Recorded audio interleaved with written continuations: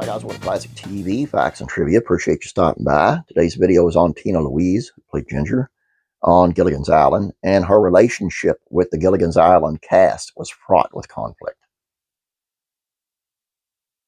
The television or movie studio in which a film or TV show is produced is in many ways just like any other workplace.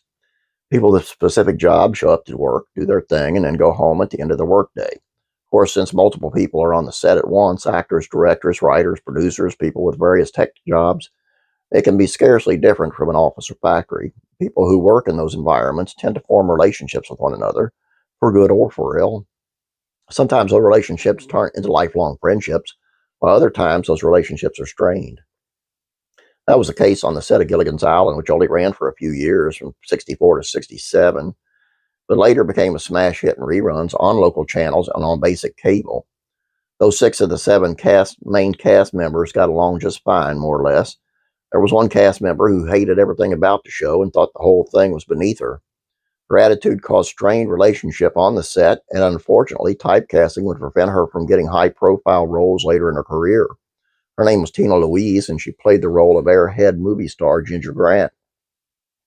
With the possible exception of Jim Backus, who played Mr. Howe, none of the 7 main cast members of Gilligan's Island were bankable headlining stars. All had some success here or there. Bob Denver, for example, was a supporting character in The Many Loves of Dobie Gillis, but none were marquee names. Tina Louise, for her part, had racked up a long list of TV credits for her time she auditioned for Gilligan's Island, according to her IMDb page, and had even found some success on Broadway per Masterworks Broadway. For reasons perhaps known only to her, during her tenure on Gilligan's Island, according to History Collection, she believed the show should have been about her. Even though it's Gilligan's Island, Gilligan was and is Bob Denver. It's not Ginger's Island. Further, still, Denver had the most powerful contract, and he actually used his weight to improve things for his fellow actors, including by getting the theme song changed to include the Professor and Mary Ann instead of "and the rest," effectively ensuring that Russell Johnson and Don Wells could have equal billing.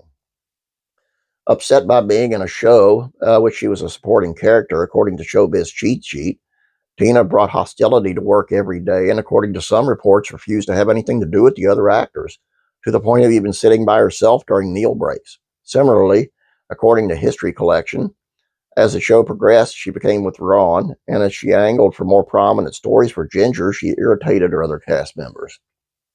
It bears noting that rumors of Tina's hostility on set are just that, 60-year-old rumors. When asked directly about Tina and how she acted on a set, her co-stars didn't exactly heap fulsome praise on her, but they spoke more or less kindly of her.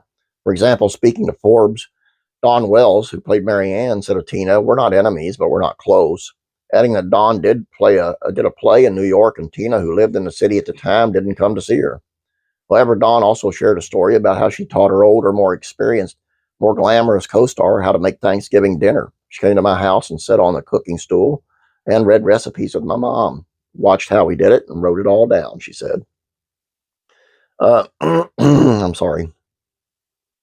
The Gilligan's Island franchise continued after the original show went off the air, producing spin-offs and animated series. Louise steadfastly refused to take any part of it, even as the rest of the castmates reprised their roles. Tina Louise feared that she was going to be typecast by playing an airheaded dingbat on a far-shouldered comedy, according to Outsider. And as it turns out, she was right. She was indeed typecast, and her career suffered because of it. Gilligan's Island producer Sherwood Schwartz basically confirmed it. She felt that it hindered her career as a dramatic actress, and she even refused to do voiceover for the animated segments.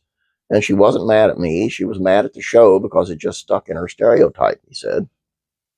Gilligan's Island didn't end her career, however. As her IMDb resume makes clear, she continued to act over the next several decades, although she never became a bankable headlining actress. By the 1990s, she had, to an extent anyway, put her hostility about Gilligan's Island behind her, appearing in an episode of Roseanne with her fellow castmates Don Wells, Bob Denver, and Russell Johnson, according to TV Guide. However, she continued to refuse to participate in any Gilligan's Island reunions or spin-offs. When Don Wells died in 2020, according to Reuters, Louise became the only living member of Gilligan's Island's main cast. And it's just really sad. I think, and the actress they got to portray her in the reunion movies was terrible. I didn't like it, like her at all. I mean, no, it's not anything on her acting. It's just she wasn't Ginger. She wasn't even close to Ginger. She was actually made more of an airhead than what Ginger actually was, in my opinion. And I have read things where Don Wells and her did get along pretty good, probably to the extent of what this is. But her and Bob Denver didn't get well at all, from what I read. Uh, it's just sad. If you're already typecast, you may as well enjoy that, like the rest of them did. As far as Alan Hale Jr., that was happiest he ever was doing a Skipper. Just a shame. Anyway, all I got for you guys. I hope you enjoyed this. Please don't forget to subscribe. Please like this video. Have a great day. God bless you. Praying for you.